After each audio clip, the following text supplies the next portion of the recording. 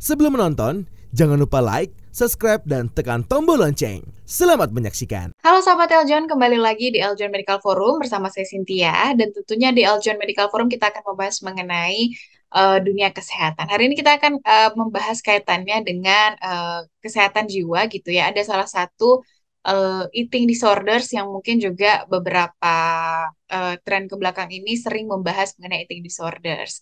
Nah, sebetulnya apa sih eating disorders atau gangguan makan ini?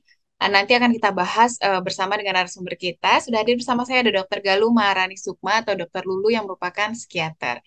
Halo Dr. Lulu. Halo Mbak Cynthia, Halo dokter, apa kabar dok? baik. Mudah-mudahan sahabat Eljon juga baik ya. Oke, dokter kita bahas soal gangguan makan ya dokter. Iya. Ya, Nah sebetulnya apa nih dokter gangguan makan atau eating disorders ini? baik. Jadi gangguan makan itu sebetulnya adalah salah satu bentuk dari gangguan mental dan emosional yang ditandai dengan perilaku makan yang terganggu atau tidak normal. Jadi perilaku makan itu mencakup baik jumlah makanan yang dimakan, kemudian frekuensi makannya, dan juga jenis makannya. Nanti hal-hal tersebut, jadi kalau kita makan atau hubungan kita dengan makanan itu ada suatu persepsi gitu ya, yang muncul dalam diri kita. Jadi pada gangguan makan terjadi gangguan persepsi terhadap hal yang kita makan atau hubungan kita dengan makanan tersebut. Oke. Nah jenisnya apa saja dokter gangguan makan ini dan gejalanya seperti apa? Ya, gangguan makan mungkin kalau yang paling banyak diketahui atau sering didengar gitu oleh masyarakat ada 3, yaitu anoreksia nervosa, bulimia nervosa, dan juga binge eating disorder. Namun ternyata ada juga beberapa jenis gangguan makan yang mungkin agak jarang ya diketahui oleh masyarakat. Jadi sekalian kita bahas, yang pertama itu adalah anoreksia nervosa. Jadi anoreksia nervosa ini adalah suatu gangguan makan di mana body mass index atau berat massa tubuh dari si orang tersebut itu turun. Jadi orangnya akan kelihatan kurus dan hal ini terjadi karena adanya pembatasan intake dari makanan. Jadi pada penyakit anoreksia nervosa ini ada perilaku binge atau makan dalam jumlah besar dalam waktu singkat dan juga ada perilaku purging atau mengeluarkan makanan-makanan yang sudah dikonsumsi tersebut.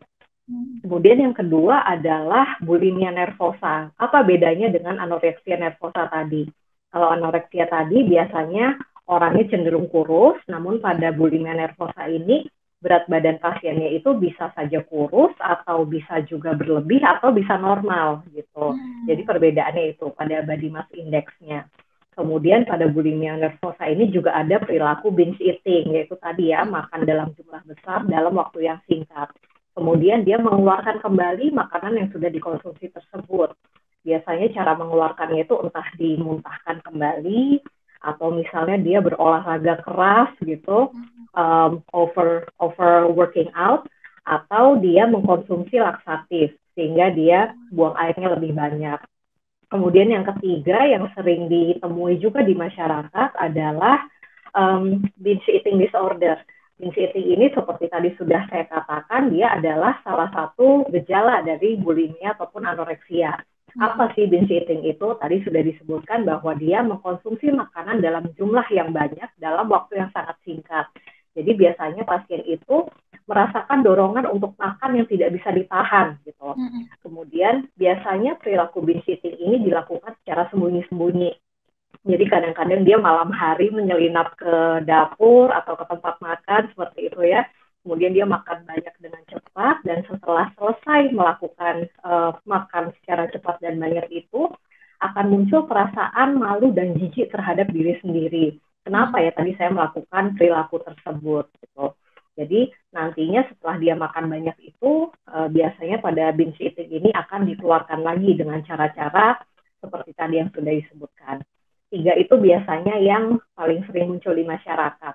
Dan ada hubungannya dengan suatu gangguan juga yang bernama body dysmorphic disorder, yaitu persepsi yang salah terhadap bentuk tubuh, baik berat badan ataupun bagian-bagian tubuh tertentu. Misalnya, aduh nih hidung saya kok kayaknya bentuknya jelek ya, sehingga orang itu cenderung akan melakukan tindakan-tindakan untuk mengubah bentuk dari bagian tubuh tersebut seperti yang diinginkannya. Tapi setelah diubah dia nggak puas lagi, kok kayaknya masih kurang ya, akhirnya diubah lagi seperti itu.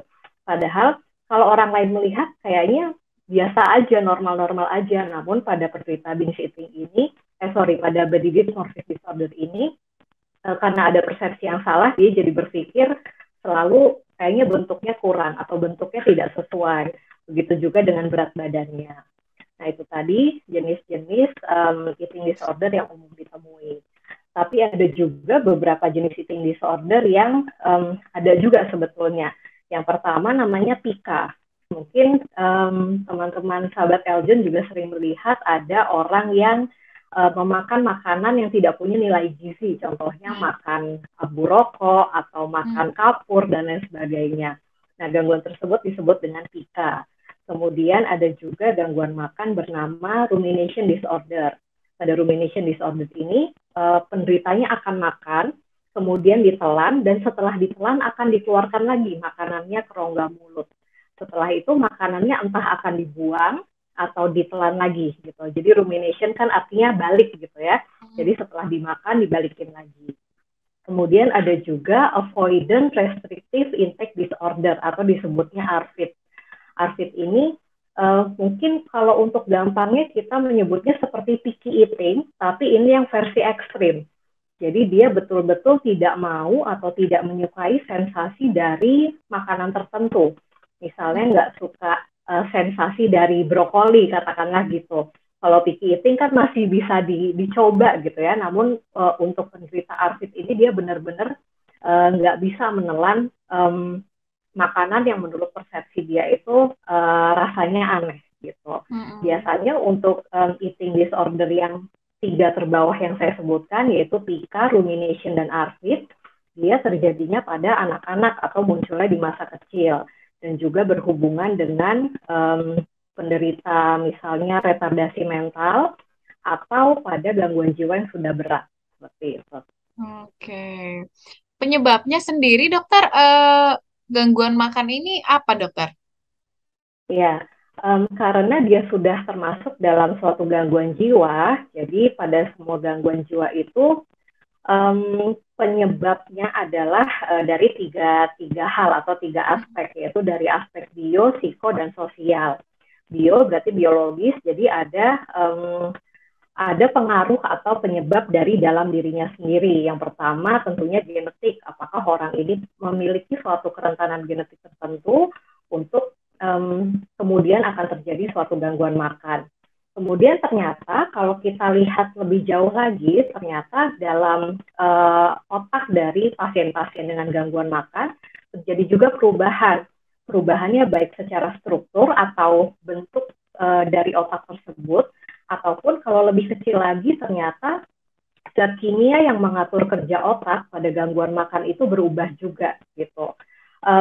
Belakangan ini atau beberapa dekade terakhir ini sudah mulai dibahas tentang hubungan antara brain and gut, jadi otak dan usus. Ternyata di usus kita ini kan banyak bakteri-bakteri ya, mungkin kita udah sering lihat iklan yang mengatakan bahwa banyak bakteri-bakteri baik di perut gitu. Nah, pada gangguan makan si bakteri baik ini kondisinya atau keseimbangannya menjadi terganggu, sehingga kemudian dia mengirimkan sinyal ke otak bahwa di tubuh ini ada sesuatu yang kurang gitu. Kita kekurangan nutrisi ini sebetulnya. Sehingga kemudian otak mencetuskan atau memunculkan suatu inflamasi, reaksi inflamasi atau peradangan. Peradangan ini awalnya bisa di otak saja, namun apabila kondisinya terjadi terus-terusan, dia akan menyebar ke seluruh tubuh, sehingga terjadi peradangan secara sistemik namanya, atau menyeluruh. Nah, tentunya peradangan ini menyebabkan zat kimia di otak itu juga terganggu gitu ya, sehingga kerja otak ataupun struktur dari otak jadi terganggu. Sehingga pada gangguan makan penyebabnya adalah itu. Kemudian yang kedua adalah penyebab secara psikologis atau secara mental. Jadi pada pasien-pasien dengan gangguan makan ini ya tadi itu apakah suasana perasaannya kemudian mempengaruhi hubungan dia dengan makanan, apakah dia mempunyai gangguan jiwa lain yang juga mempengaruhi hubungannya dengan makanan dan lain sebagainya. Terus juga kepribadiannya dari si orang ini seperti apa, apakah dia orang yang memang tipenya pencemas atau tipenya lebih mendengarkan komentar-komentar yang bersifat negatif dari orang lain, hal itu tentu saja berpengaruh. Kemudian yang terakhir adalah penyebab dari sosial atau lingkungan. Jadi biasanya kalau dia sejak kecil dikomentarin, kamu kok berat badannya berlebih ya, kamu kok gendut ya, kok kamu makannya banyak dan lain sebagainya, itu tentunya akan mempengaruhi. Jadi body shaming itu pengaruh banget ternyata pada gangguan makan ini. Kemudian juga lingkungannya dia seperti apa, apakah teman-temannya dia juga lebih banyak yang langsing, yang kurus, kemudian pekerjaannya dia apa, biasanya pada penari, pada model, atlet, seperti itu, lebih rentan untuk terjadinya gangguan makan. Oke, artinya gangguan makan ini termasuk gangguan jiwa ya dok ya? Iya betul, karena kalau gangguan jiwa kan biasanya akan terjadi suatu hendaya atau impairment dari orang tersebut, dari individu tersebut, baik secara fisik atau secara sosialnya. Jadi kita bayangkan saja kalau orang dengan gangguan makan, tadi itu dia harus sembunyi-sembunyi untuk makan, kemudian dimuntahkan lagi.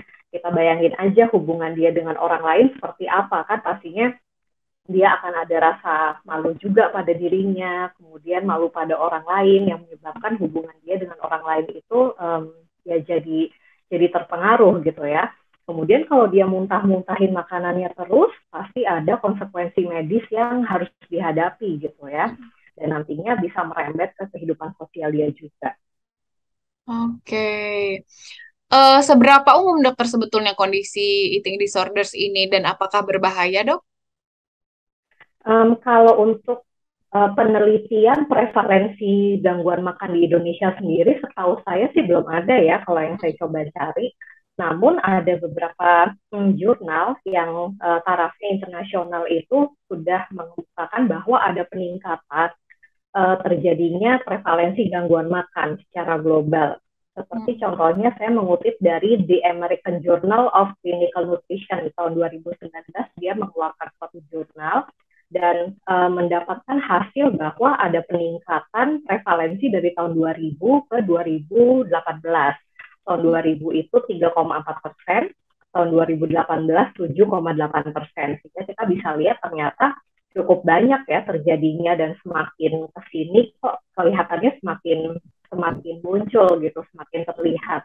Kemudian bahayanya apa? Tentu saja dampaknya tadi ada secara fisik dan juga secara emosional ataupun secara sosial. Kalau secara fisik misalnya kita membatasi makan, kita benar-benar nggak mau makan apapun.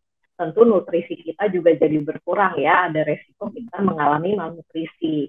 Kemudian kita juga kadang-kadang nggak hanya takut makan, tapi kita takut minum juga. Jadi intake air juga dibatasi. Jadi ada resiko kita mengalami dehidrasi juga. Kemudian karena kita nggak makan apa-apa, tentu asupan vitamin dan mineral yang penting untuk tubuh itu menjadi berkurang. Misalnya kita nggak makan, kita jadi kekurangan mineral kalium. Sedangkan kalium itu penting untuk otot dan juga tulang kita. Jadi kerja otot terganggu, kita akan sering kram otot, begitu juga otot jantung kita ada resiko untuk berhenti mendadak, sehingga sampai menyebabkan kematian misalnya. Kemudian setelah itu bisa terjadi stroke juga. Kemudian apabila kita memuntahkan makanan secara terus-menerus, tentunya kan asam lambung kita ikut naik juga ya ke rongga mulut. Nah kalau asam lambung kita naik ke rongga mulut, gigi-gigi kita akan mengalami kerusakan juga, menjadi lebih gampang keropos seperti itu. Bau mulut kita juga jadi nggak enak.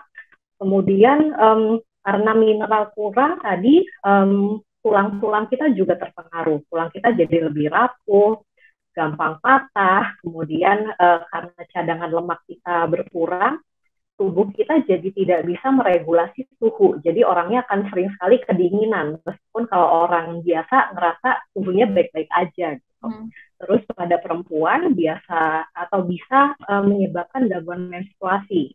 Sedangkan pada laki-laki bisa menyebabkan gangguan ejakulasi dan juga ereksi.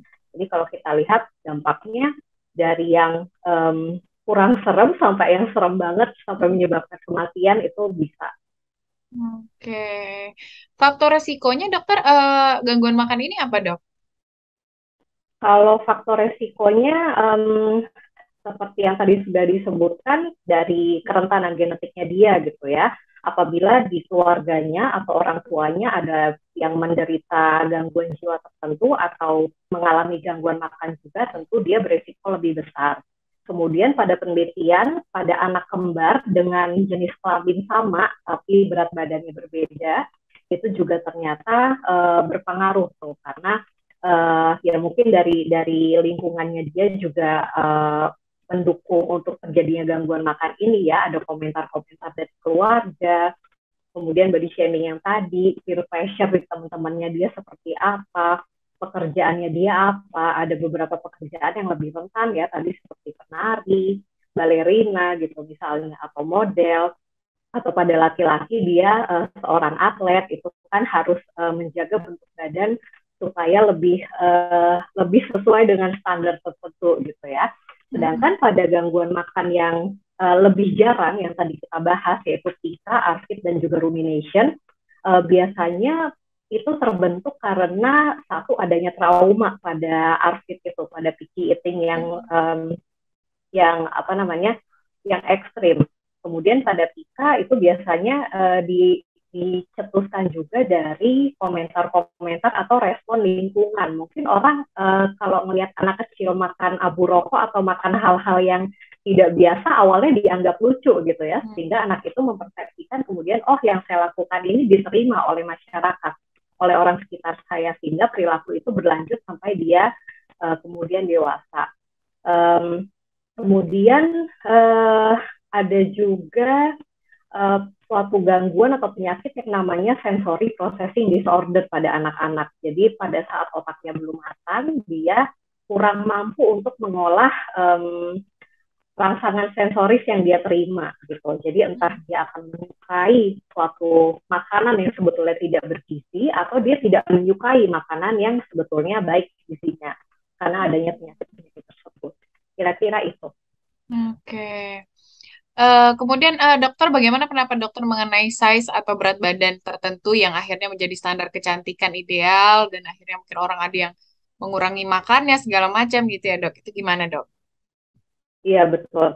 Hal itu juga sebetulnya merupakan salah satu faktor resiko terbesar ya. Jadi media memang berperan besar nih terhadap bagaimana seseorang itu melihat bentuk tubuh dan citra dirinya, dan juga pada akhirnya memunculkan suatu eating disorder pada orang-orang dan kerentanan tertentu.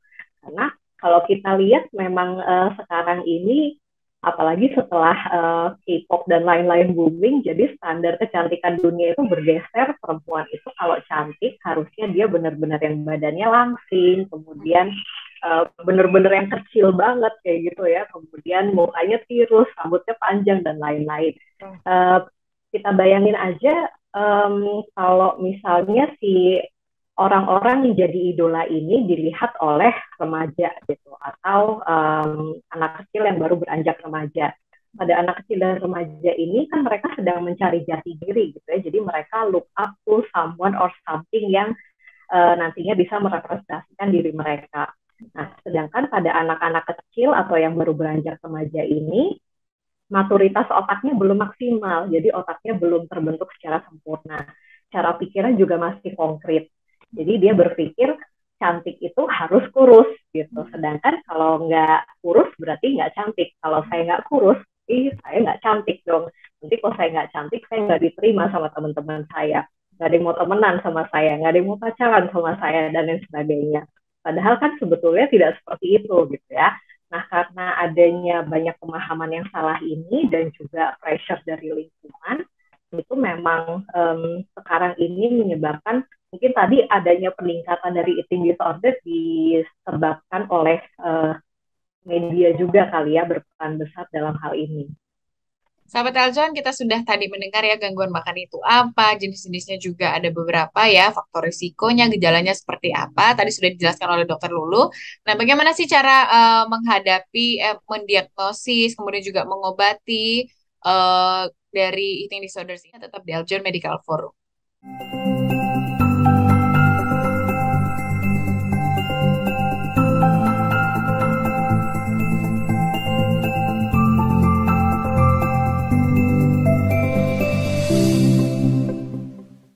Si Patrick dan Tuan Crab lagi tamasya.